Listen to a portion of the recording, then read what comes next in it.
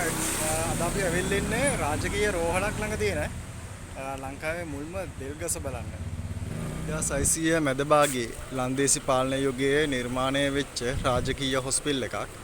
මේ වෙනකොට මේක සංචාර කර්මාන්තේ ඉතාමත් සිත් ඇද ගන්න වෙළඳ සංකීර්ණ කිහිපයක්ම පිහිටලා තියෙනවා. මේකට කියන්නේ ජජ් හොස්පිටල්.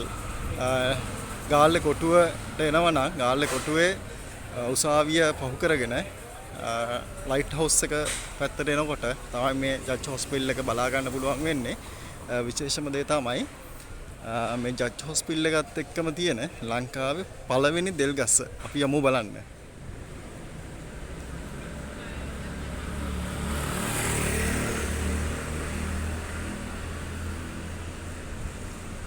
ජජ් හොස්පිටල් එක ළඟ තියෙන වරාය අධිකාරිතුමාගේ නිල නිවස පිටුපස්ස තමයි මේ ලංකාවේ මුල්ම දෙල් ගස රෝපණය කරලා තියෙන්නේ.